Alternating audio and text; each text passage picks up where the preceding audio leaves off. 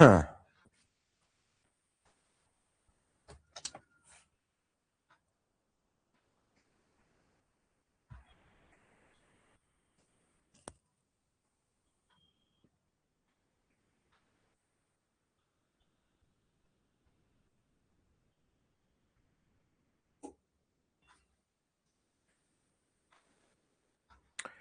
जी, good evening, आदाब।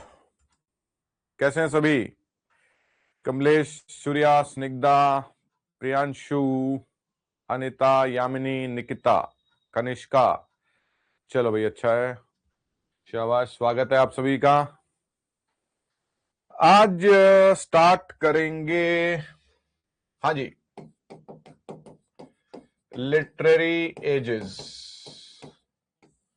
और उसमें सबसे पहले रेनेसां। मैं हिंदी लिखूंगा तो हिंदी की मात्रा वगैरह इधर उधर हो सकती है, इंग्लिश को ही वैलिड मानेंगे। हाँ जी, तो भाई कैसे हैं सभी?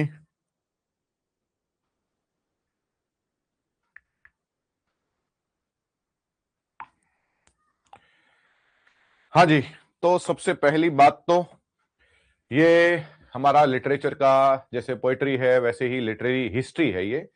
This is known as the literary history. तो अ, हाँ जी, वेरी गुड इवनिंग, स्वागत है सभी का। अब देखें मेरे ध्यान से, लिटरेरी एजिस की जब बात आती है, हम रेनेसा को पहले थोड़ा सा बैकग्राउंड देखते हैं, और उससे पहले जो सबसे इंपॉर्टेंट बात है, एक बार आ जाएं सभी तो हम लोग शुरू करते हैं। हाँ जी, देखो भाई, 7 बजे की क्लास थी ना हमारी, पहले तो नहीं हो गई? अरे भाई, 7 7 हो गए, मैं सोच रहा हूं पहले क्लास हो गई। चलिए, देखो भाई, सबसे पहली बात तो मुझे ये बिल्कुल साफ और स्पष्ट कहना पड़ेगा, हेलो एंड गुड इवनिंग। बहुत अच्छे सूर्या सिंह जी, आपने एक शब्द और मेरे सम्मान में कहा, बहुत बहुत शुक्रिया। सुनिए विधान से, ये बात बड़ी इंपॉर्टेंट और बहुत स्पष्ट रूप से मुझे कहनी पड़ेगी कि हम जब भी, क्योंकि ये लिटरेरी हिस्ट्री है, रेनेसा है, कोई भी एजेस होंगी, कोई मूवमेंट होंगे, ये याद रखेंगे आप कि हम इसमें, सुनना भाई ध्यान से, इंपॉर्टेंट राइटर्स या पोएट्स और उनके वर्क्स को लेंगे, वेरी इंपॉर्टेंट को नहीं लेंगे। क्योंकि जब वेरी इंपॉर्टेंट आता है ना, जैसे आप कहते हैं अति महत्वपूर्ण, तो आप लोग तो कहोगे सर महत्वपूर्ण नहीं, अति महत्वपूर्ण नहीं, अति अति अति महत्वपूर्ण दे दो। तो वो मेरे पास है ही नहीं, है ना, इतना शॉर्टकट कि मैं ऐसे 2 पन्ने दे दूं, 4 पन्ने, जिनसे रेनेसा पूरा हो जाए और उसी में से 2 4 क्वेश्चन आ जाए। I don't have that skill, I don't have that God gift, है ना, मेरे पास में वो गिफ्ट नहीं है भाई। खूब मेहनत से हमने ये तैयार किया है, अगर आपने शीट पढ़ा होगा। और दूसरा बात जो इंपॉर्टेंट है वो ये कि जो शीट आपको मिला है वो कंप्लीट नहीं है, कभी भी नहीं होगा। अब जब मैं इसको पढ़ाऊंगा, कहीं आप सोचो कि हमारे पास नोट्स आके हम पढ़ लेते हैं, तो ऐसा मैं कभी करता नहीं, क्योंकि मास्टर हूं तो आपसे एकदम आगे चलूंगा। ये जो आपको नोट्स दिए हैं और ये जो क्लासेस हैं, इनके कॉम्बिनेशन से ये कंप्लीट होंगे। आज आपको पता लग जाएगा, आज जब क्लास लेंगे तो बहुत आसानी से आपको पता लग जाएगा। चलो भैया, बिना किसी भूमिका के, तो शॉर्टकट नहीं है, बिल्कुल शॉर्टकट नहीं है। आपने नोट्स देखे हैं, अभी इससे दुगना करीबन हमारे पास मैटर होगा। आपको क्या करना है, आपको एक रफ नोटबुक लेनी है, मैं लिख रहा हूं उसको साथ साथ लिखना है, रफ लिखूंगा मैं, कुछ मतलब लैंग्वेज नहीं है, और आपने फिर उसमें ऐड करना है, नए तरीके से नोट्स बनाने हैं। कोई बहुत ज्यादा भाग दौड़ में, जल्दी जल्दी करने में कुछ नहीं है ना। हमारे पास समय बिल्कुल न कम है न ज्यादा है, पर्याप्त है। अगर कम नहीं है तो ज्यादा भी नहीं है, इसमें कोई दो राय नहीं है। तो उसी स्पीड से हम लोग काम करेंगे। रेनेसा देखें क्या है। हाँ भाई, तो हमने कहा, मैं स्टार्ट कर रहा हूं। हाँ जी, बोलो बालाजी महाराज की जय, बोलो खाटू श्याम जी की जय, जय माता दी। रेनेसा का मतलब जो है वो पुनर्जागरण से है। रेनेसा का मतलब रीबर्थ से है। Renaissance is a rebirth. Renaissance rebirth इसलिए है क्योंकि स्पेन देखिए, अगर मोटे मोटे तौर से रेनेसा 1300 से शुरू होके और इंग्लैंड में तो 1660 से खत्म हुआ है। भाई 1300 से लेके और 1660 से, जिसमें इंग्लैंड में तो ये बामुश्किल 1550 में और 60 में इसका पीक आ गया। और ये मतलब आप ये मान लीजिए कि 1600 जो रेनेसा है 30-40 तक रहा, तो ये टाइम रहा इसका। लेकिन कितना लॉन्ग स्पैन रहा भाई ये, है ना। फिर early Renaissance, mid Renaissance, high Renaissance, peak Renaissance, वो सारे चलते गए। पुनर्जागरण क्यों है? Why it is a rebirth. Renaissance पुनर्जागरण इसलिए है, हम लिटरेचर में पुनर्जागरण पढ़ते हैं, बल्कि रेनेसा पुनर्जागरण इसलिए है क्योंकि हर तरफ, चारों तरफ से जो इन्वेंशंस हुए, जो चेंजेस आए, जो बदलाव आए, वो ज्योग्राफिकल थे, सोशल थे, कल्चरल थे। वो जो समय था वो बदलाव का समय था। और बदलाव का समय ऐसा नहीं था कि ये एक हवा आई और बदलाव, वो बहुत धीरे धीरे होते होते बदलाव एकदम से शूट करके चरम तक पहुंच गया। तो वो रेनेसा का उसे काल कहा गया कि ये रेनेसा जो है ये पुनर्जागरण है, क्योंकि बहुत सारे उसमें ज्योग्राफिकल चेंज आए, सोशल चेंज आए, कल्चरल चेंज आए, और वो चेंज अपने आप में इतने बड़े थे कि उन्होंने समाज को पूरा बदल दिया। और उसमें जब इतने सारे बदलाव आते हैं तो लिटरेचर कैसे अछूता रह सकता है? तो जो लिटरेचर है, जो इंग्लिश लिटरेचर है, वो भी पूरे तरीके से प्रभावित हुआ। और इसमें ऐसी नई विधाएं आई, नए जेनर्स आए, नई तरीके से लिखा गया, और मोस्ट इंपॉर्टेंटली एक डेयरिंग तरीके से लिखा गया। डेयरिंग तरीके से का मतलब है कि लोगों ने बड़ी बहादुरी से लिखा, उन चेंजेस को एक्सेप्ट किया। अब वो किस किस तरीके से बातें हुई हम लोग आगे चलेंगे। हर एरा को, रेनेसा हो, रोमांटिक हो, न्यू क्लासिकल हो, विक्टोरियन हो, हमने सारे एरास को 4 जेनर्स में बांट दिया है। हम इसमें पोएट्री पढ़ेंगे तो सारा पोएट्री पढ़ेंगे, फिर हम फिक्शन पढ़ेंगे तो सारा फिक्शन एक साथ पढ़ेंगे, हम प्रोज पढ़ेंगे और हम ड्रामा पढ़ेंगे, उसके सारे मतलब एक एरा पढ़ेंगे। उस एरा को हमने 4 भागों में बांट लिया है। हम पोइट्री तो सारा पोइट्री, ऐसे नहीं कि राइटर लेंगे और फिर हम पोइट्री लेंगे तो सारा का सारा पोइट्री एक साथ पढ़ेंगे, तो एक सेंस आता है, एक टेस्ट आता है कि किस तरीके के बदलाव हुए। तो इसी तरीके से हर एरा हम इस तरीके से पढ़ेंगे। पोइट्री को पोइट्री, प्रोज, फिक्शन और ड्रामा, इसमें हमने 4 भागों में बांट दिया है। तो आइए रेनेसा शुरू करते हैं। हाँ जी, अब जब रेनेसा आया,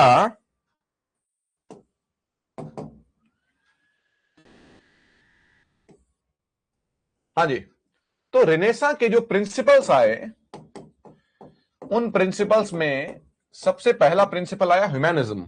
अब थोड़ा समअप करता हूं फिर आगे बढ़ते हैं, है ना। मैं यहां पर पीपीटी से कोशिश करूंगा कि एक तारतम्य बिठाएं, लेकिन मैं वैसे एक्सप्लेन करूंगा भाई, और आप फिर पढ़ेंगे और अगले दिन आके मैंने जो आज पढ़ा है उस पर एमसीक्यू सॉल्व करेंगे। हाँ जी, इतनी देर बाद श्री गणेश, प्रियांशु क्या हो गया आज? क्या खाना नहीं खाया क्या?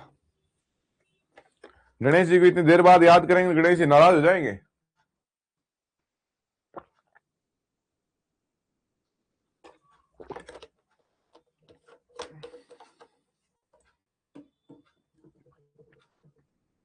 हाँ जी, देखो भाई थोड़ा समअप करते हैं ना। मैं, ह्यूमैनिज्म क्या है?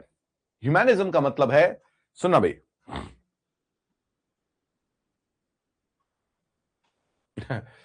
जेनर और जोनरा। आजकल एक नया वर्ड आया, जोनरा। तो जोनरा वर्ड हमें नहीं बोलना है, उच्चारण की बात है, मीनिंग वही है, जेनर। जेनर, अब आपने क्या, genre, genre, genre, it's a genre. देखो भाई, ह्यूमैनिज्म पर बात करेंगे। आइए शाबाश, एक एक बात सुनेंगे, मेरे साथ रहेंगे। मैं आज पढ़ाऊंगा, कल की क्लास की शुरुआत जो होगी कुछ एमसीक्यू से होगी। आज जो पढ़ेंगे कल उसमें एमसीक्यू सॉल्व करेंगे और फिर आगे बढ़ेंगे। तो साथ साथ में मैं करवा दूंगा, अगर आप में इच्छा शक्ति रही, डिसिप्लिन रहा। अगर आप क्लास के बीच में से उठे गए तो फिर मैं नोट्स आपको दिए हुए हैं, मैं पीपीटी समझा दूंगा, मेरे को इतनी मेहनत करने की आवश्यकता है नहीं। क्लियर? अगर आप लोगों ने इसकी वैल्यू ही नहीं समझी तो फिर मैं उसी तरीके से पढ़ाऊंगा जैसे आप पढ़ना चाहते हैं। अगर आपने इंटरेस्ट दिखाया तो मैं अद्भुत तरीके से, हाँ, ऐसा रेनेसा आपने पढ़ा ही नहीं होगा, पढ़ा ही नहीं होगा किसी ने, ऐसा पढ़ाऊंगा। चलो, ह्यूमैनिज्म क्या है? देखिए, ह्यूमैनिज्म का मतलब है, इससे पहले क्या था? रेनेसा से पहले मिडिल एजेस था। ये वो समय था, मध्य युग जो है, ये वो समय था जब धर्म का अंधापन अपने पराकाष्ठा पर था। मिडिल एजेस में धर्म अपने, हाँ जी, धर्म अपने क्या था, धर्म का अंधापन अपने अपने चरम पर था। कैसे? धर्म का मतलब क्या है कि रिलीजन ने आदमी को जकड़ के रखा था मिडिल एजेस में। धर्म ने, रिलीजन ने एक व्यक्ति को जकड़ के रखा था। अरे भाई यहां पढ़ लो, आप लोग क्या कर रहे हो? दिमाग खराब है क्या आप लोगों का? धर्म ने एक इंसान को जकड़ रखा था। रेनेसा, ये सब इटली से आए। आपको ये याद रखना है कि रेनेसा जो है उसका जन्म इटली का है ना?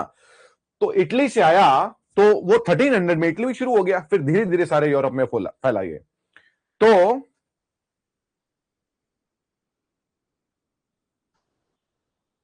देखो भाई, मैं कमेंट्स इसलिए पढ़ता हूं कि कोई इंपॉर्टेंट बात होगी इसलिए, और फिर वो मेरे 2 सेकंड ध्यान देने के बाद में जब पता लगता है कि, तो दैट थोड़ा सा कनेक्शन छूट जाता है।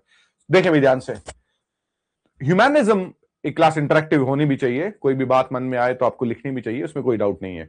स्वागत है आपका। क्लास इंटरेक्टिव होनी चाहिए, आप लिखा करें, उसमें कोई दिक्कत नहीं है। ह्यूमैनिज्म क्या हुआ, सबसे इंपॉर्टेंट बात है, यह आधारशिला है रेनेसा की। ह्यूमैनिज्म का मतलब है कि ह्यूमन इंपॉर्टेंट है।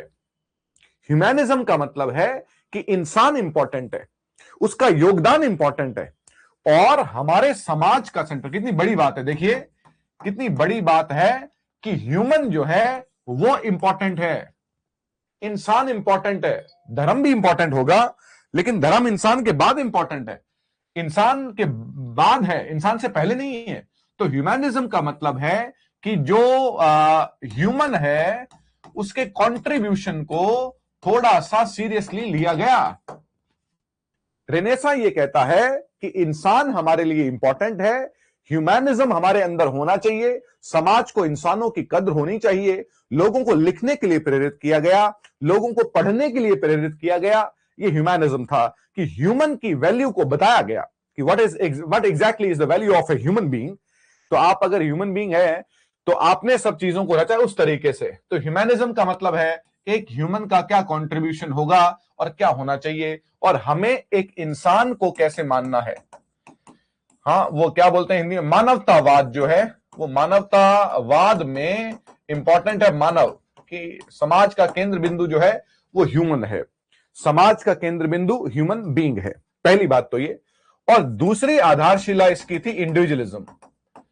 इंडिविजुअलिज्म, हाँ जी, दूसरा इंपॉर्टेंट है इंडिविजुअलिज्म।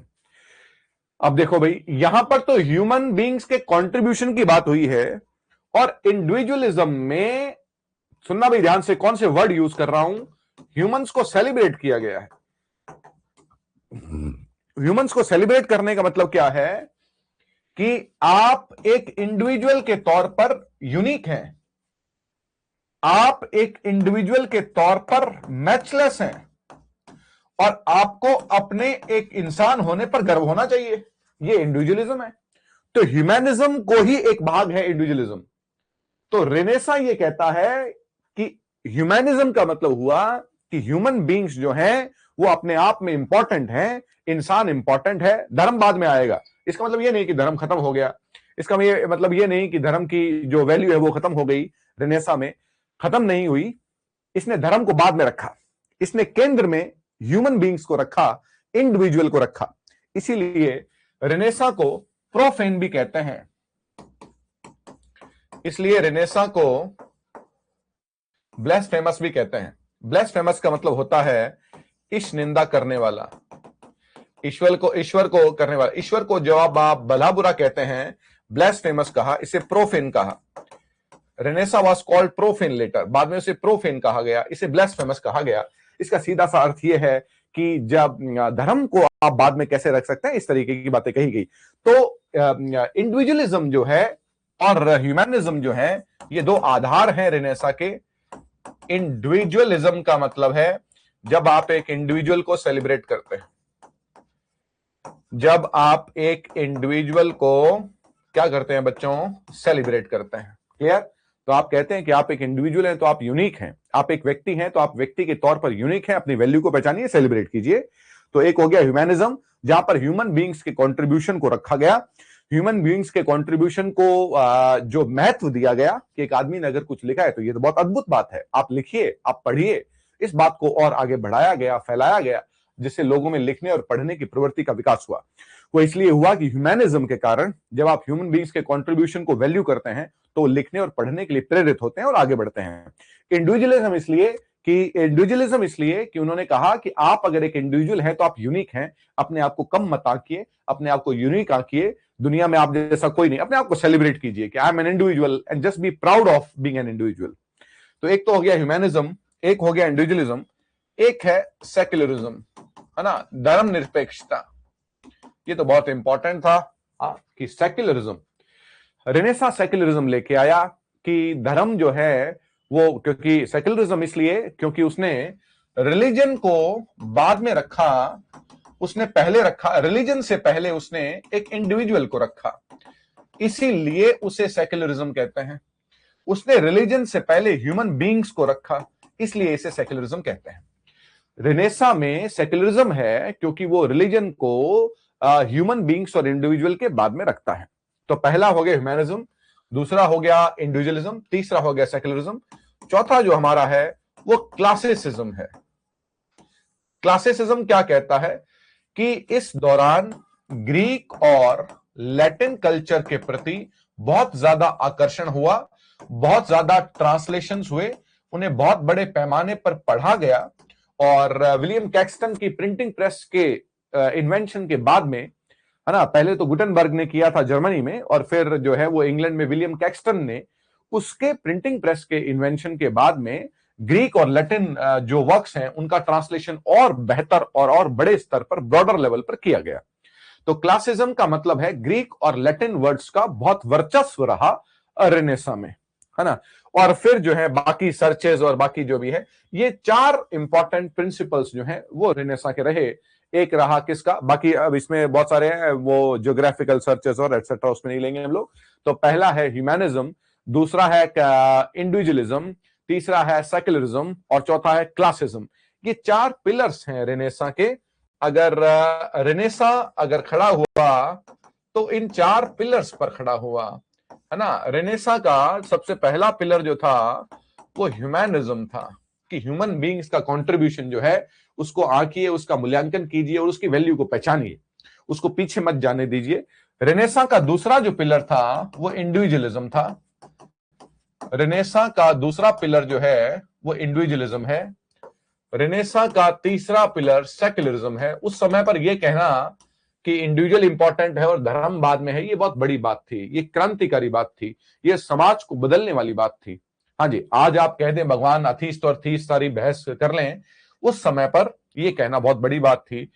और चौथा जो है वो क्लासिसिज्म है। क्लासिक्स होते हैं, क्लासिसिज्म है जहां पर ग्रीक और लैटिन कल्चर, ग्रीक और लैटिन लिटरेचर के प्रति बड़ी जो है वो बड़ी तादाद में लोग आगे आए, उन्होंने पढ़ा, ट्रांसलेशन किया और उनको इंग्लिश में ट्रांसलेट भी किया, और जो है वो बड़े पैमाने पर उन्हें पढ़ा गया। ये चार जो हैं वो प्रिंसिपल्स हैं रेनेसां के। रेनेसां क्या है? रेनेसां पुनर्जागरण है, रेनेसां रीबर्थ है। वो रीबर्थ क्यों है? वो रीबर्थ इसलिए है कि इंसान को नई सोच दी गई, उसका एक नया परिप्रेक्ष्य दिया गया, उसका एक नया दृष्टिकोण दिया गया। He was given a new outlook, a new perspective, a new way of thinking. He changed his way of looking at things. चीजों को, नजरिया का मतलब है कि मैं चीजों को कैसे देखता हूं, मेरा नजरिया बदला, इसलिए इसे रीबर्थ कहते हैं। जैसे एक आदमी का पुनर्जन्म हो गया हो, जैसे मेरी सोच बदल जाए तो ऐसे लगेगा जैसे मेरा पुनर्जन्म हो गया है। अब देखिए भाई ध्यान से, अब इसमें हम क्या देखेंगे? तो इसमें हमने देख लिया ह्यूमैनिज्म है, इंडिविजुअलिज्म है, सेक्युलरिज्म है और क्लासिज्म है। फिर ये रियलिज्म एंड साइंटिफिक इंक्वायरी है, मतलब जो भी चेंजेस हुए ये इंपॉर्टेंट नहीं है। अब देखिए भाई मेजर पीरियड्स क्या है। अब देखो ध्यान से, रेनेसां को मैंने कितने भागों में बांट दिया है, ये इंपॉर्टेंट है हमारे लिए, क्योंकि रेनेसां 1300 से शुरू हो गया इटली में और 1660 में इंग्लैंड में खत्म हो गया। तो 360 साल में हमें कितना पढ़ना है, ये हमारे लिए इंपॉर्टेंट है। हम कितना पढ़ें और हमारे लिए किस तरीके से क्या बाउंड्री रहनी चाहिए वो हम देख लेते हैं। हाँ जी, रेनेसां, इंग्लैंड में जो रेनेसां है उसको हम लोग देखेंगे, बाकी को नहीं देखेंगे।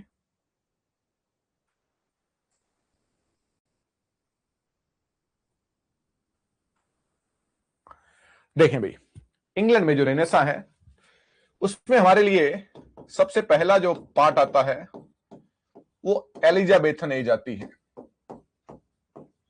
ये रेनेसा का सबसे महत्वपूर्ण भाग है।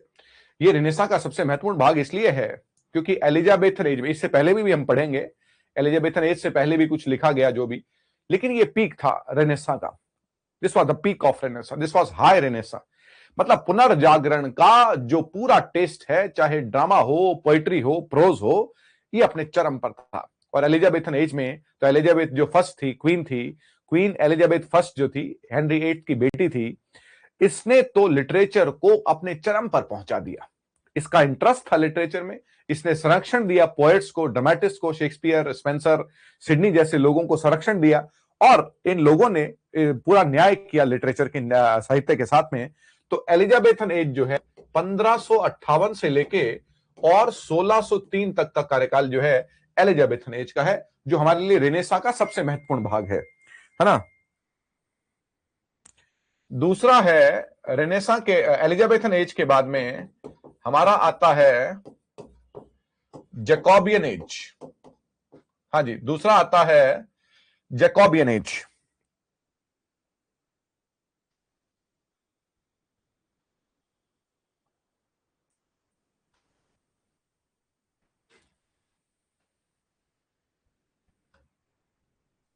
हाँ जी, जैकोबियन एज है जो है हमारा 1603 से 1625 तक।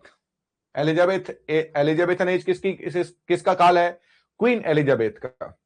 जैकोबियन एज जो है वो जेम्स फर्स्ट का काल है। और जैकोबियन एज में इंग्लैंड और स्कॉटलैंड एक हो गए थे। इंग्लैंड और स्कॉटलैंड जो हैं वो एक हो गए थे। इसका मतलब इससे पहले क्या था? जैकोबियन एज से पहले इंग्लैंड का राजा अलग होता था और स्कॉटलैंड का राजा अलग होता था। तो जेम्स फर्स्ट जो है ये स्कॉटलैंड का जेम्स फोर्थ था और यहां पर इंग्लैंड और स्कॉटलैंड का वो जेम्स फर्स्ट बनता है। जेम्स जो है वो जैकोबस जो है लैटिन वर्ड है, तो जैकोबस से जेम्स बना, जैकोबस से जैकोबियन बना और वो जेम्स से बना है। तो जेम्स इसी की फॉर्म है, किसकी? जैकोबस की फॉर्म है। तो जैकोबियन एज जो है 1603 से 1625 जेम्स फर्स्ट का काल माना जाता है। अब ये देखिए कि जेम्स फर्स्ट का काल किस लिए इंपॉर्टेंट है कि ये जो पोएट्स और ड्रामेटिस्ट जो एलिजाबेथन एज में थे बच्चों, वही जैकोबियन एज में रहे। देखिए भैया, काल कितना, ये 1558 है, तो जो 1560 में 70 में जैसे शेक्सपियर है ना, बेन जॉनसन है, ये एलिजाबेथन एज में भी हुए और जैकोबियन में भी हुए, है ना। तो उन्होंने एलिजाबेथ के संरक्षण में भी काम किया और जेम्स फर्स्ट के संरक्षण में भी काम किया।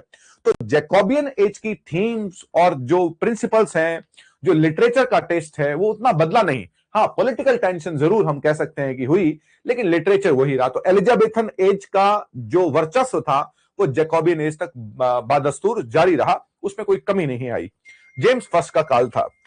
ये जो आपका जैकोबियन एज है, इसमें एक घटना जो है वो सबसे इंपॉर्टेंट है, वो द गन पाउडर प्लॉट है। वो है gun powder plot. Gun powder plot में होता यह है कि कुछ लोग जो हैं वो पार्लियामेंट को उड़ाने की साजिश बनाते हैं, मतलब बम से उड़ाने की। और पार्लियामेंट को बम से उड़ाने की साजिश क्यों करते हैं? क्योंकि किंग जेम्स फर्स्ट जो है वो क्रिश्चियनिटी में, वो कैथोलिक और प्रोटेस्टेंट जो होते हैं, ये खुद कैथोलिक होता है, प्रोटेस्टेंट जो लोग जो हैं वो पार्लियामेंट को उड़ाने के लिए साजिश करते हैं। पार्लियामेंट के नीचे एक तय खाना होता है, वहां पर बारूद रखते हैं और उससे उड़ाने की साजिश करते हैं। जो साजिश जो है मेन तौर पर गाय फ्लॉक्स करते हैं, जो कि गाय फ्लॉक्स करते हैं, हाँ जी, जो कि बमों के क्या होते हैं, विशेषज्ञ होते हैं। लेकिन इनमें से गाय फ्लैक्स वगैरह और भी कुछ लोग होते हैं, उनमें से एक आदमी जो है वो जाके राजा को खबर कर देता है और उनका जो प्लान है वो अनसक्सेसफुल हो जाता है और इन सबको फांसी पे लटका दिया जाता है। तो गन पाउडर प्लॉट जो है, हाँ जी, that is the most important thing, सारी लिटरेचर में बड़ा इंपॉर्टेंट है। 1605 इसका जो साल है, 1605 में राजा को बम से उड़ाने के लिए, ताकि सारी पार्लियामेंट ही उड़ जाए, ऐसा जो है वो प्लॉटिंग की गई थी, ऐसी साजिश की गई थी। क्या? तो पहला पार्ट हो गया। रेनेसा कितने भागों में बटा हुआ है? ये वो रेनेसा है जो अपने पीक पर पहुंच गया था, वहां से हम देख रहे हैं। एलिजाबेथन एज है 1500, ये हमें पढ़ना है भाई, हम यहां से पढ़ेंगे, है ना, पर इससे पहले पढ़ेंगे, लेकिन ये हमारे लिए सबसे इंपॉर्टेंट रहना चाहिए, एक आउटलाइन रहनी चाहिए कि हमें क्या क्या पढ़ना है। तो एलिजाबेथन एज हम पढ़ेंगे 1558 से 1603। जैकोबियन एज हम पढ़ेंगे 1603 से 1625। इसके बाद में कैरोलिन एज आती है, हाँ जी, इसके बाद में आती है कैरोलिन एज, हाँ जी, कैरोलिन एज मानी जाएगी 1625 से और 1649 तक। और ये राजा जो है, ये है चार्ल्स फर्स्ट, है ना। तो जैसे जेम्स किससे निकला? जैकोबस से, है ना, वैसे ही चार्ल्स जो है वो कैरोलस से निकलता है और उससे कैरोलिन बनता है। तो ये सारे ग्रीक नेम्स हैं, कैरोलिन है, जैकोबियन है, ये सारे ग्रीक नेम्स हैं। चार्ल्स फर्स्ट का कार्यकाल है। चार्ल्स फर्स्ट एक ऐसा राजा था जिसने टैक्स पर बहुत ज्यादा काम किया और लिटरेचर को बहुत ज्यादा उसने जो है वो बढ़ावा दिया। लेकिन एक इंपॉर्टेंट बात यह हुई कि कुछ ही समय बाद में 1640 के दौरान चार्ल्स फर्स्ट का कुछ पार्लियामेंटेरियन का मतलब होता है कुछ राउंड हेड्स होते हैं, इन्हें पार्लियामेंटेरियन को, सॉरी, राउंड हेड्स कहा जाता है। पार्लियामेंटेरियन को कहा गया राउंड हेड्स, उनसे इनका टकराव हो गया। चार्ल्स फर्स्ट का इन लोगों से टकराव हो गया और इंग्लैंड में 1642 से गृह युद्ध शुरू हो गया।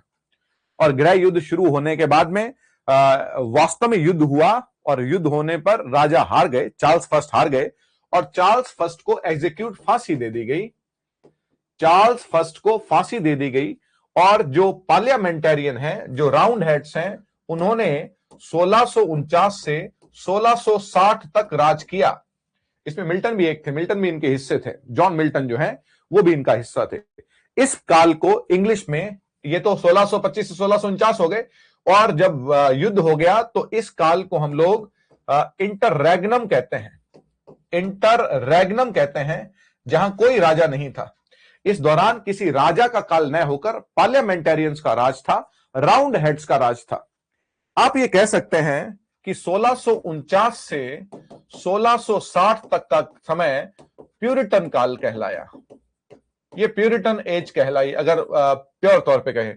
वैसे तो प्यूरिटन हम कहेंगे, ये लोग कब से बढ़ गए थे? 1620 से बताया जाता है, 1610 से बताया जाता है कि ये 1610 1620 से इन लोगों का शुरू हो गया था एक मानसिक तौर पे ये कहना कि रेनेसा जो है वो गलत है। प्यूरिटन क्या होते हैं? प्यूरिटन वो लोग हैं जो बहुत ज्यादा रिलीजियस लोग होते हैं, बहुत ज्यादा धार्मिक लोग होते हैं और भोग विलास के, ये परिभाषा है प्यूरिटन की, और भोग विलास के अगेंस्ट होते हैं। वो कहते हैं कि ये सब थिएटर वेटर ड्रामा वामा सब, तो इसलिए 1642 में ड्रामा बंद हो गए थे, सब लिटरेरी एक्टिविटीज जो है प्यूरिटन एज में बंद हो गई थी। प्यूरिटन एज जिसे आप एज ऑफ मिल्टन भी कहते हैं, प्यूरिटन एज जिसे आप एज ऑफ मिल्टन भी कहते हैं। और 1660 तक आते आते ये हम लोग कहते हैं कि रेनेसा खत्म हो जाता है। 1660 में रेनेसा खत्म हो जाता है और शुरू होता है न्यू क्लासिकल एज, है ना। तो ये काल हमें पढ़ने हैं, ये हमारा आउटलाइन है। हमारा आउटलाइन क्या है बच्चों? कि सबसे पहले आता है एलिजाबेथन एज, उसके बाद में हम पढ़ते हैं जैकोबियन एज, उसके बाद में हम पढ़ते हैं कैरोलिन एज, और उसके बाद में हम पढ़ते हैं प्यूरिटन एज, है ना। ये हमारा मोटे मोटे तौर पे इंग्लैंड में रेनेसा जो है ये यहां तक बांटा जा सकता है। और काल हमारे लिए बहुत इंपॉर्टेंट है। समय 1558 से 1603, 1603 से 1625, 1625 से 1649, 1649 से 1660। ये किस लिए? ये इसलिए कि अगर कोई पोएट हम पढ़ रहे हैं तो हमें उस पोएट को पढ़ते ही पता लग जाए कि वो किस एज को बिलोंग करता है ना। तो एलिजाबेथन में तो एलिजाबेथ है, जैकोबियन में कौन है? जेम्स फर्स्ट है, और ये स्कॉटलैंड और इंग्लैंड के राजा एक हो गए थे यहां से।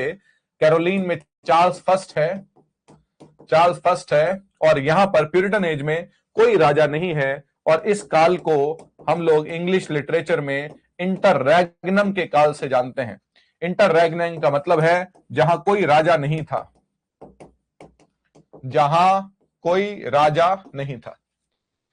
हाँ भाई, तो यहां पर ये रेनेसां का काल हो गए जो हमें पढ़ने हैं। और अब हम लोग जो है स्टार्ट करते हैं हमारा। हाँ जी, ये सब आप लोग पढ़ लेंगे, ये सब दिया हुआ है इनमें। हाँ जी, क्या क्या चेंजेस आए।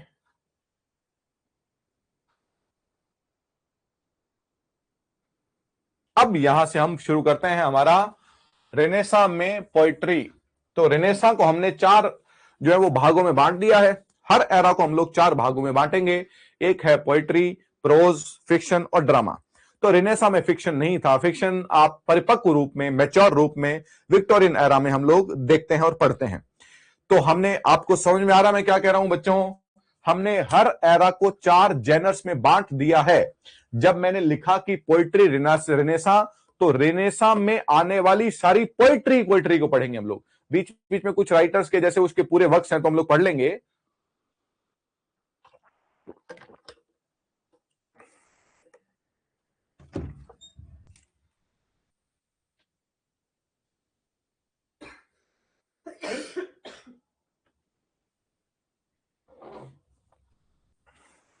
हाँ जी, लेकिन मोटे मोटे तौर पे हम जो है वो पढ़ेंगे किसको? पोइट्री को पढ़ेंगे। क्लियर? हाँ जी, कॉमनवेल्थ, बिल्कुल। ये जो प्योरिटन एज है ये कॉमनवेल्थ है, ये कॉमनवेल्थ है, ये इंटररेग्नम है, ये जो है वो राउंड हेड्स का काम है, ये पार्लियामेंटेरियंस का काम है। कॉमनवेल्थ बोलते हैं, बिल्कुल कॉमनवेल्थ बोलेंगे, कोई डाउट नहीं है इसमें। पोइट्री पढ़ेंगे भाई। पोइट्री में हम क्या पढ़ेंगे? सबसे पहले हम पढ़ेंगे अर्ली रेनेसां, जिसे आप ट्यूडर पीरियड के नाम से जानते हैं। अर्ली रेनेसां का मतलब क्या हुआ? जब रेनेसां अपने परिपक्व फॉर्म में नहीं है, शुरुआती समय पे आप कह सकते हैं कि जब पोएट्स हैं, ड्रामेटिस्ट हैं, वो एक्सपेरिमेंट कर रहे हैं, एक प्रयोगशाला के तौर पे हम इसे देखते हैं, है ना? तो इसमें क्या कहा? हाँ जी, the poets of the early renaissance served as a vital transitional bridge between the medieval style dominated by Chaucerian tradition and the full flowering of Elizabethan Renaissance। मतलब क्या हुआ कि मिडिल एजेस से रेनेसा में आते आते तो बहुत बदलाव आ गया था, बहुत विकास हो गया था और बहुत परिवर्तन आ गए थे। तो ये कुछ एक ऐसे पोएट्स हैं जिन्होंने एक ब्रिज का काम किया मिडिल एजेस को रेनेसा से जोड़ने में। वो क्या थे अब देखते हैं भाई। देखिए, एज हमने इसलिए लिखा है, ये सन जो है ना, ये हमारे लिए बड़ा एक उसका काम करेंगे, एक बहुत क्लूज का काम करेंगे। अगर आप कर सकें तो बेहतर है। जॉन लिडगेट, अब ये कुछ शुरुआती पोएट्स हैं, उनमें हमने उनके सिर्फ नाम याद रखने हैं और कुछ भी याद नहीं रखना है। सॉरी, नाम और उनके वर्क्स याद रखने हैं, है ना, और कुछ भी याद नहीं रखना है। मैं फिर दोहरा रहा हूं माय डियर स्टूडेंट्स। हाँ जी, I am repeating,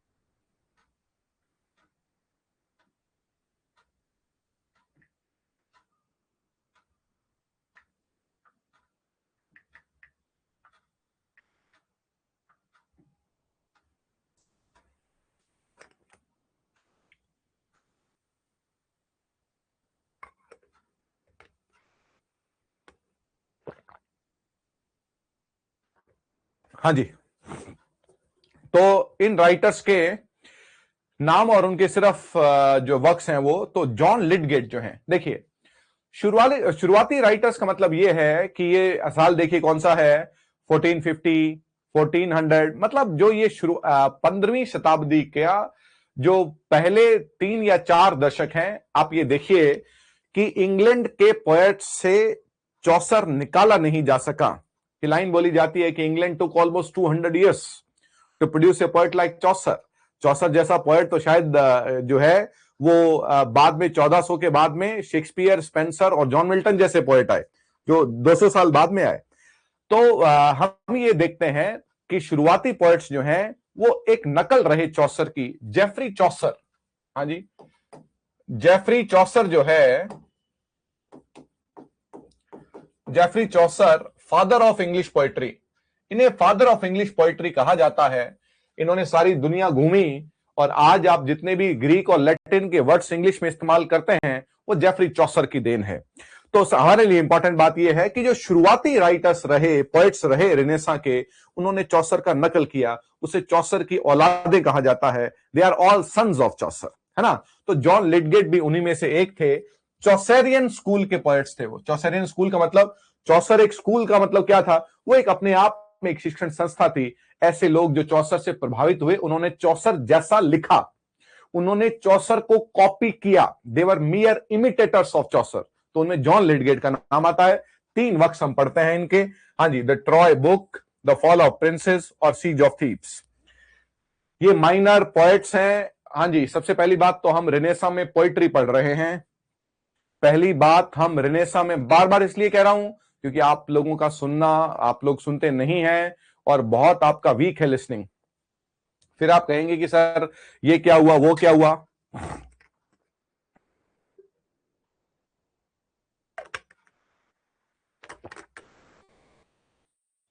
John Lydgate के लिए 3 वर्क्स इनके हैं। एक है ट्रॉय बुक, एक है सीज ऑफ थीव्स और एक है फॉल ऑफ प्रिंसेस। ये 3 वर्क्स हैं। ये जो हैं वो सिर्फ याद क्या है, ये तीनों पोएम्स हैं। ये तीनों पोएम्स हैं। तो एक पोएट्री का सेक्शन चल रहा है, तो एक लय वो भी बनती है कि हम सिर्फ पोएट्री पढ़ रहे हैं। चलिए, तो हाँ जी, दूसरा हमारे पोएम्स पोएट है जॉन स्केल्टन।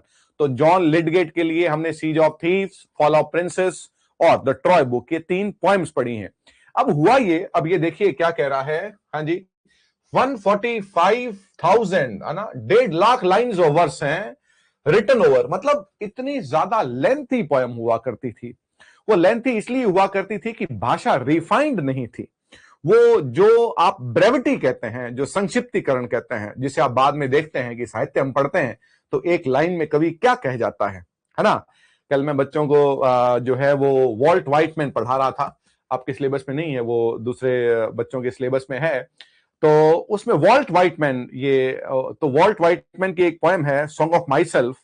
उसमें वो कहते हैं कि I celebrate myself, I sing for myself, what I assume you shall assume. अब सुनना ध्यान से क्या कह रहा है।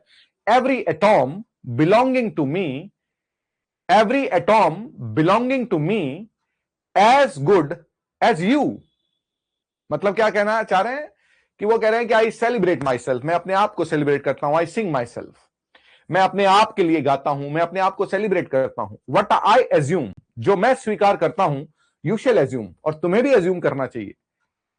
जो मैं स्वीकार करता हूं वो तुम्हें भी स्वीकार करना चाहिए। Every atom belonging to me is as good to you. मेरी रगों में जो खून दौड़ रहा है वही खून तुम्हारी रगों में भी दौड़ रहा है। तो तुम मुझसे अलग कैसे हो गए?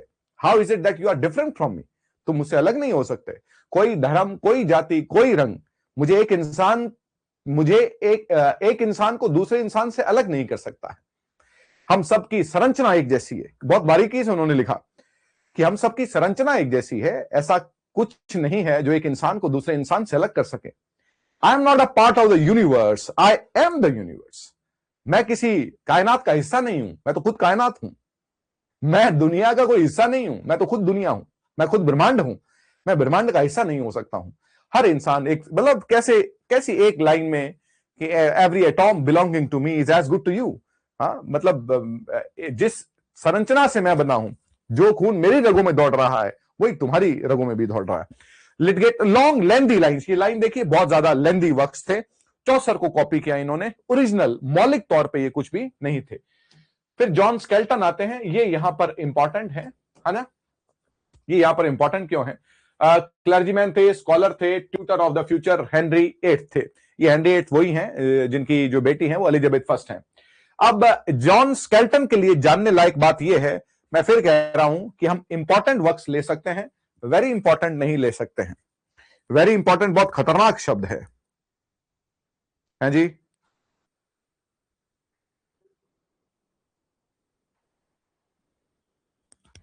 This is a very dangerous thing. चलिए, तो कह रहा है कि स्केल्टन, जॉन स्केल्टन के वक्त हम पढ़ेंगे स्केल्टोनिक्स। सबसे पहले तो ये देख लीजिए क्या है। जॉन स्केल्टन चौसर के बाद में वो पहले पोएट हुए जिन्होंने अपना एक मीटर बनाया।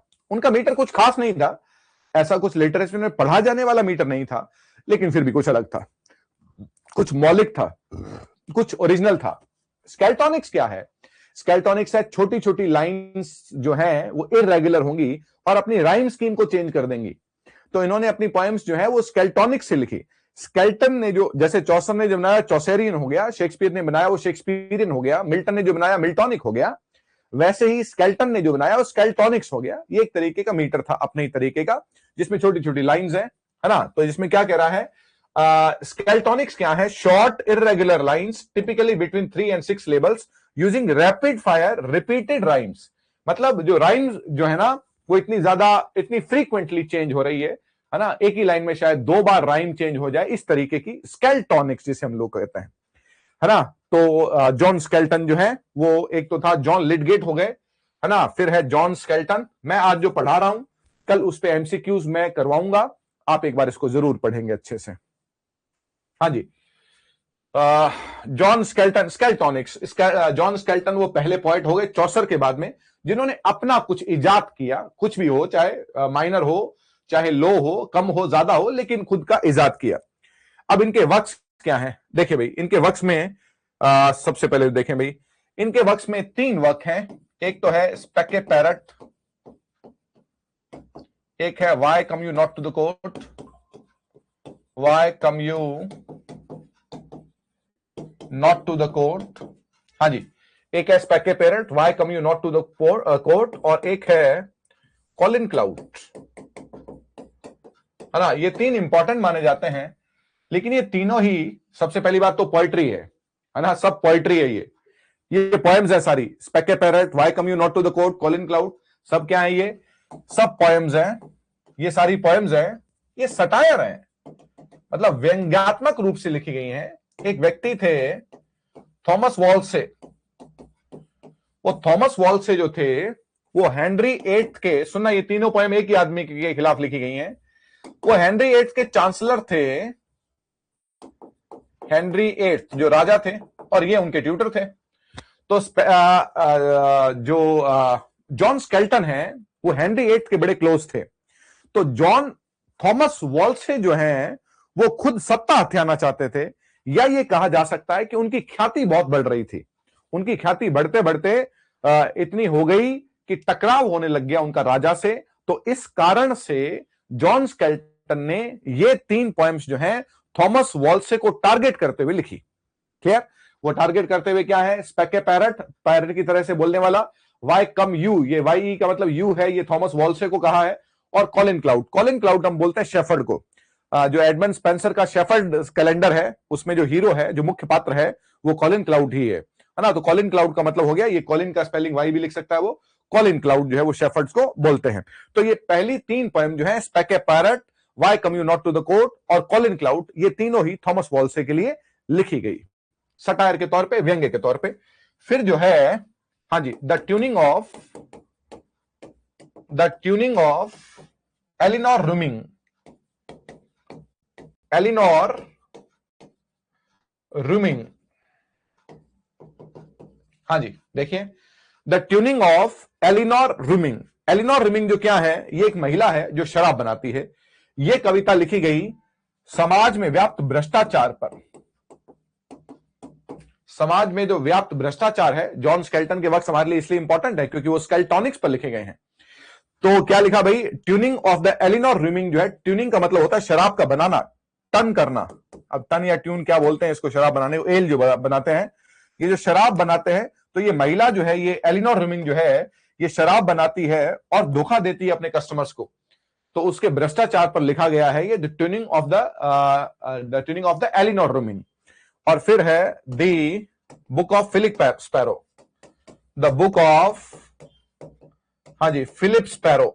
अब इसका स्पेलिंग पुराना भी हो सकता है, स्पैरो का पुराना स्पेलिंग हो सकता है, बुक का इसमें कई बार बोक लिखा हुआ है ना। The book of Philip Sparrow का मतलब है, फिलिप स्पैरो जो है वो एक लड़की की चिड़िया होती है जिसे उसकी कैट खा जाती है। एक पेट है जो मर जाता है, उस पर लिखी गई एक कविता है। तो ये 5 जो कविताएं हैं, ये जो, जिसमें ये 3 जो हैं ये बहुत इंपॉर्टेंट है, फिर ये 2, सिर्फ 5 कविताएं आपको याद रखनी है। 5 कविताएं आपको याद रखनी है मेरे बच्चों। अब ये जैसे मैं लिख रहा हूं, अगर आप साथ साथ लिख लेंगे तो और अच्छा है हाँ जी, और नोट्स बनाइए, नोट्स पढ़िए, है ना, और ऐसा पढ़िए कि एक ही बार पढ़िए, ऐसा खतरनाक पढ़ो कि दोबारा न पढ़ना पड़े आपको, सारी लाइफ में इन्हें दोबारा पढ़ना पड़े, और ऐसा मैं पढ़ाऊंगा आपको कि आपको दोबारा नहीं पढ़ना पड़ेगा, ये गारंटी है मेरी। अगर आप ये जैसे अभी जा रहे हो ना बीच में, ये मेरे को बहुत नफरत है इस बात से।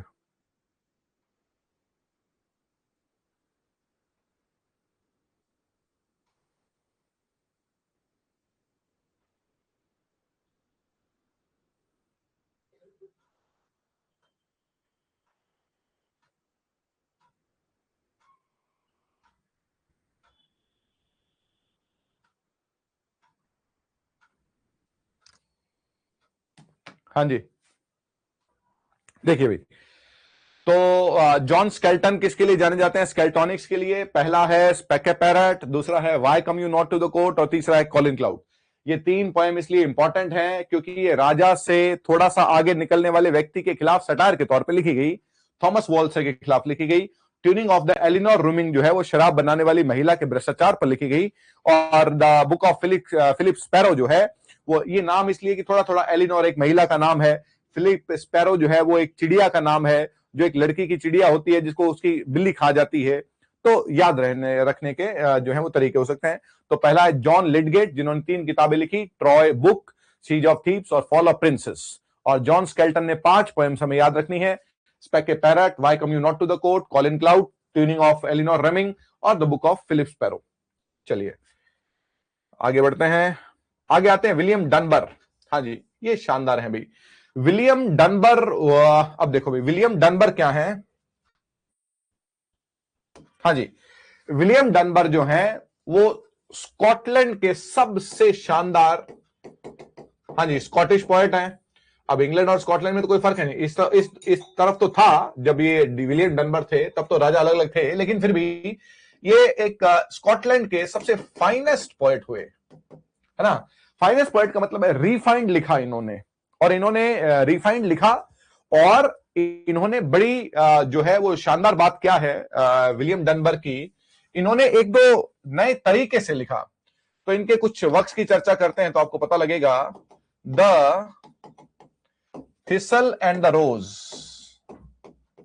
The thistle and the rose, इसका स्पेलिंग जो है वो thrissil, thrissil and the rois ऐसा भी कहा जा सकता है ना। पुराना स्पेलिंग जो है थिसल एंड द रोज।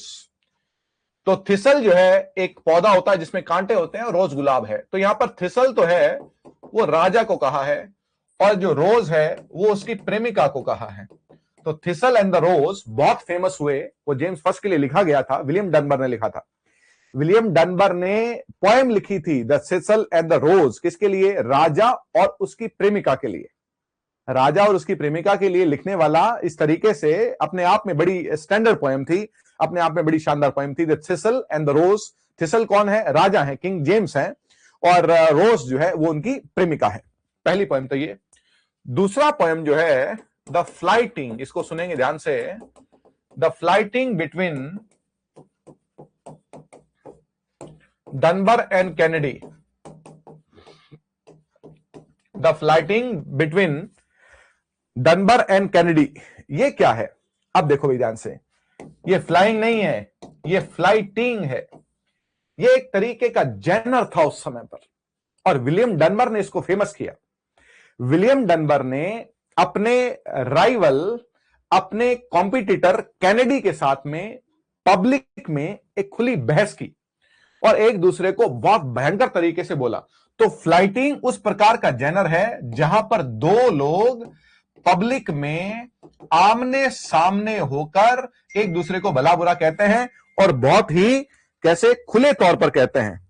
तो उसे क्या बोलते हैं? उसे बोलते हैं फ्लाइटिंग। तो फ्लाइटिंग जो है वो एक जेनर है। तो एक तो है द थिजल एंड द रोज, और दूसरा है the flighting between Dunbar and Kennedy. ये दो पोएम जो है ये विलियम डनबर की शानदार हैं। विलियम डनबर के लिए एक इंपॉर्टेंट बात ये कि एक ग्रुप था स्कॉटलैंड में,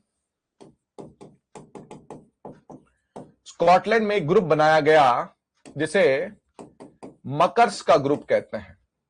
मकर्स का मतलब है, मकर्स का मतलब आप मेकर्स कह सकते हैं, मकर्स को आप क्रिएटर्स कह सकते हैं, ये ग्रीक वर्ड था, ये क्रिएटर्स कह सकते हैं। सॉरी, मकर्स तो अपने आप में स्कॉटलैंड का ही वर्ड था, जैसे पोइटीज होता है वैसे ही मकर्स है, क्रिएटर्स के लिए, मेकर्स के लिए यूज हुआ।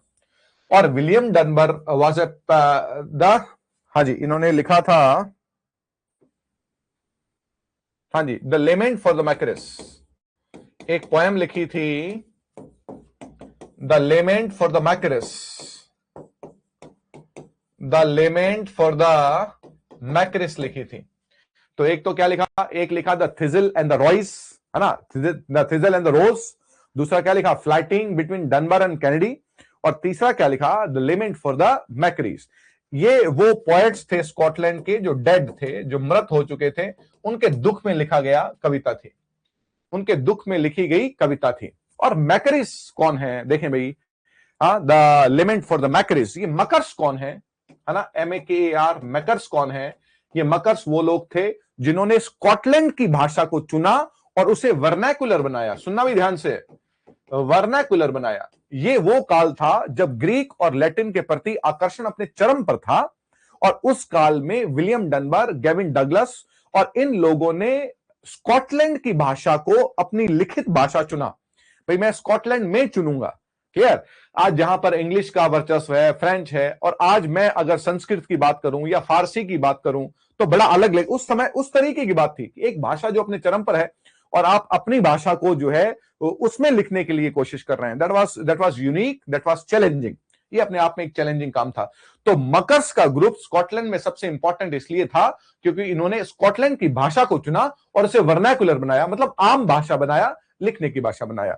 तो विलियम डनबर के लिए सबसे इंपॉर्टेंट बात तो ये कि इनका एक पोएम है the thistle and the rose, दूसरा इनका पोएम है the flighting between Dunbar and Kennedy. तो फ्लाइटिंग एक जेनर है जिसमें पब्लिक खुले तौर पर लोग जो है, दो पोएट जो है आपस में डिस्कस कर रहे हैं, गाली गलौज कर रहे हैं, बहुत बुरी भाषा में बात कर रहे हैं।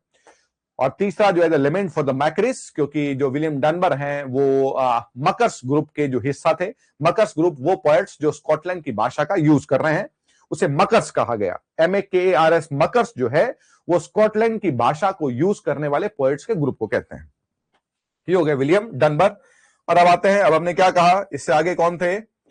हाँ जी, इससे आगे थे गेविन डगलस। हाँ जी, तो भाई गेविन डगलस, एक ही बात इनके जो है हाँ जी, एक रोमन पोएट हुए वर्जिल, जिनका एक एपिक पोएम है एनियड, हम पढ़ते हैं। हाँ जी, होमर का ओडिसी पढ़ते हैं, इलियड पढ़ते हैं, वर्जिल का एनियड पढ़ते हैं। गेविन डगलस ने पहली बार उसका ट्रांसलेशन किया। ये पहली ट्रांसलेशन थी इंग्लिश में एनियड की, जिसे इन्होंने एनिडॉस नाम दिया, जिसे गेविन डगलस ने एनिडॉस नाम दिया। किसको? वर्जिल की एनियड का पहला ट्रांसलेशन किया गेविन डगलस ने और उसे एनिडॉस नाम दिया। ये एक इनका जो है वो। और दूसरा एक जो पोएम लिखा, the palace of honour, the palace of honour लिखा। लेकिन आप लोग सिर्फ एक ही बात याद रखेंगे, गेविन डगलस जो है, सबसे पहली बात तो ये विलियम डनबर के साथ में, ये विलियम डनबर के साथ में ग्रुप बनाते हैं मकर्स का। सारा याद करवा दूंगा मैं, आप में इतनी इच्छा शक्ति होनी चाहिए कि क्लास ले सकें और ईमानदारी से पढ़ सकें और मन से कर सकें, बस। बाकी आपको कुछ भी ऐसे नोट्स नहीं दूंगा कि कर लेना, यहां लिखवाऊंगा सारा का सारा, इस बोर्ड पे लिखवाऊंगा सारा का सारा, जितनी भी चीजें होंगी। हाँ जी, तो गेविन डगलस जो है और विलियम डनबर जो है मकर्स का ग्रुप बनाते हैं। तो अभी हमने क्या देखा भाई, जॉन लिडगेट देखा, जिन्होंने 3 वर्क्स लिखे, siege of Thebes, fall of princes और ट्रॉय बुक। फिर हमने स्केल्टोनिक्स, जॉन स्केल्टन को लिखा, जिनकी 5 कविताएं हमारे लिए इंपॉर्टेंट है। एक स्पेक ए पैरट है, एक why come you not to the court है, और एक कॉलिन क्लाउड है। फिर 2 पोएम जो है, the tunning of the Elinor Rumming, और जो 5वां है हम क्या पढ़ते हैं, the book of Philip Sparrow. ये 5 पोएम जॉन स्केल्टन की इसलिए इंपॉर्टेंट है क्योंकि वो स्केल्टोनिक से लिखी गई हैं। हाँ जी,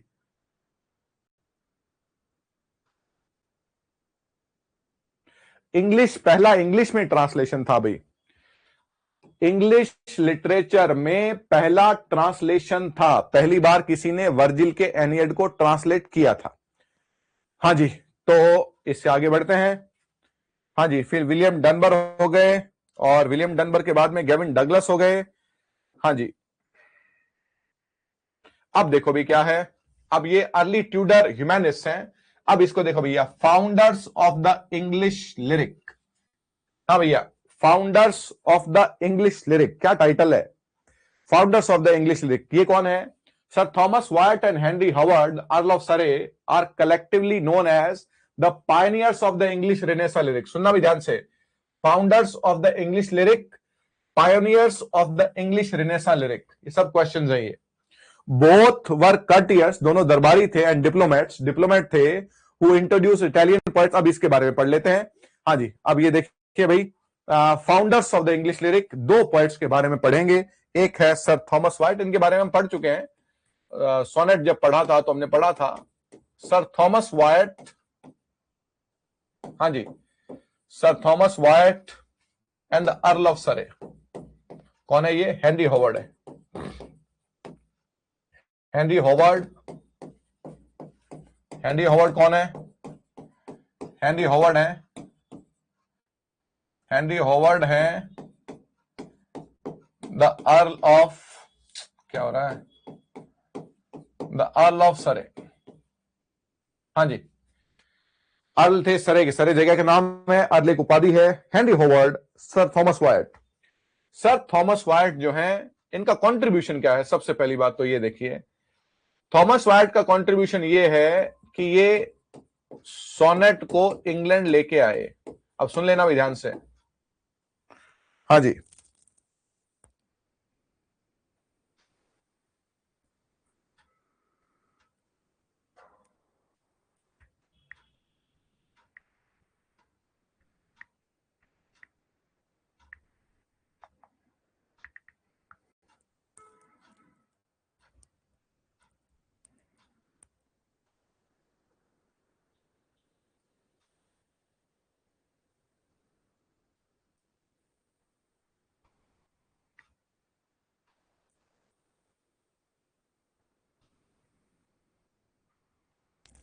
हाँ जी, चलिए भाई, एक तो सोनेट लेके आए इंग्लैंड में, पहली बात तो ये हो गई। इन्होंने जो पेट्रॉर्कन सोनेट, कौन सा लेके आए? पेट्रॉर्कन सोनेट लेके आए।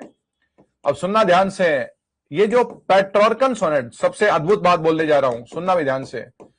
आप जो पेट्रॉर्कन सोनेट पढ़ते हैं, उसकी ऑक्टेव और सेस्टेट की जो राइम स्कीम है वो फिक्स होती है। थॉमस वाइट ने यह कहा कि ये इटालियन ट्रेडिशन है और इंग्लिश मिट्टी को सूट नहीं करेगा, तो बेहतर है कि मैं सेस्टेट की जो राइम स्कीम है उसको थोड़ा सा चेंज कर दूं। That was CDC and CDC. तो इन्होंने सीडीसी और ईई कर दिया उसको, सीडीसी सीडीसी और सीडीसी सीडीई कर दिया। तो ये जो राइम स्कीम थी, इसको वेरिएबल बना दिया, मतलब वो चेंज हो सकती है। ये काम थॉमस वाइट ने किया, है ना। तो सबसे पहली बात तो सर थॉमस वाइट जो है वो सोनेट को इंग्लैंड में लेके आए। उन्होंने पेट्रार्कन सोनेट की थीम जो है वो थोड़ी सी और, पेट्रार्कन सोनेट की थीम क्या होती है?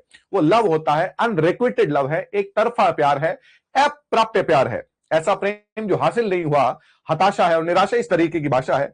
थॉमस वाइट ने कुछ और थीम्स उसमें ऐड की, और इनका एक ही पोयम जो है, हाँ जी, हुसो लिस्ट टू हंट, हाँ जी, ये इनका हुसो लिस्ट टू हंट, हाँ जी, ये इनका एक पोयम जो है वो इंपॉर्टेंट है। फिर हेनरी हॉवर्ड जो है, ये इस कहने में, इस बात को कहने में कोई दौरा नहीं है कि हेनरी हॉवर्ड थॉमस वाइट से ज्यादा मैच्योर, ज्यादा रिफाइंड और ज्यादा पोइट्री पर पकड़ रखने वाले व्यक्ति थे। इनके कंट्रीब्यूशन जो है, सबसे पहली बात तो ये कि इन्होंने पेट्रॉर्कन सोनेट की क्या हुआ, स्ट्रक्चर को बदल दिया। जहां पर ऑक्टेव और सेस्टेट होते थे, वहां पर इन्होंने 3 क्वार्टरेंस और फाइनल कपलेट बना दिया। ये सोनेट में हम डिटेल में पढ़ चुके हैं, लेकिन यहां पर सिर्फ वो उस पॉइंट ऑफ व्यू से पढ़ेंगे। हाँ भैया, देखिए स्ट्रक्चर क्या है, 3 quatrains and A final couplet. 3 quatrains है और एक फाइनल कपलेट है। यह स्ट्रक्चर हेनरी हॉवर्ड का दिया गया है, जिसे आप इंग्लिश सोनेट कहते हैं। जिसे आप शेक्सपियरियन सोनेट कहते हैं, उसे नाम तो उसका हेनरी होवर्ड के नाम पर होना चाहिए था, लेकिन वो नाम शेक्सपियर के नाम से जाना जाता है। 3 क्वार्टरेंस एंड फाइनल कपलेट, ये स्ट्रक्चर दिया गया। दूसरा, पोइट्री में सुनना भी ध्यान से, ब्लैंक वर्स, पोइट्री में ब्लैंक वर्स को इंट्रोड्यूस करने वाले, पोइट्री में ब्लैंक वर्स को इंट्रोड्यूस करने वाले हेनरी होवर्ड थे। जैसे ट्रेजेडी में ब्लैंक वर्स को इंट्रोड्यूस करने वाले क्रिस्टोफर मार्लो थे, वैसे ही पोइट्री में ब्लैंक वर्स का मतलब क्या है, जो अनराइमिंग आयम्बिक पेंटामीटर होता है, पेंटामीटर तो है लेकिन राइमिंग नहीं है। हां जी, अनराइमिंग आयम्बिक पेंटामीटर जो होता है वो उसको इजाद करने वाले हेनरी होवर्ड हैं, द अर्ल ऑफ सरे हैं। हां जी, तो ये इनका भी एक चार्ट थोड़ा सा इस तरीके से बनाया जा सकता है, और इन दोनों के वर्क्स जो हैं वो टोटल्स मिसलेनी में पब्लिश हुए। रिचर्ड टोटल नाम के एक व्यक्ति ने, हां जी, रिचर्ड टोटल नाम के एक व्यक्ति ने टोटल्स मिसलेनी, समझ रहे हो, टोटल्स मिसलेनी जो है वो एक कलेक्शन पब्लिश किया और उसमें इनके वर्क्स जो हैं वो पब्लिश किए। तब हम जान पाते हैं कि थॉमस वाइट और अर्ल ऑफ सरे ने क्या क्या किया। हाँ जी, तो ये भाई हमारा रहा रेनेसां का पार्ट। कल हम लोग फिर देखेंगे इससे अगला पार्ट। हाँ जी, तो आप लोगों ने क्या करना है, अब यहां तक मैं कल पहले एमसीक्यूज करवाऊंगा, पहले मैं पूछूंगा, पहले कुछ क्वेश्चन सॉल्व करेंगे और फिर आगे बढ़ेंगे। अगर आप यहां तक पढ़ के आएंगे तो पार्टिसिपेट कीजिए कि आंसर्स क्या हो सकते हैं, फिर हम लोग आगे बढ़ेंगे। बहुत बहुत शुक्रिया।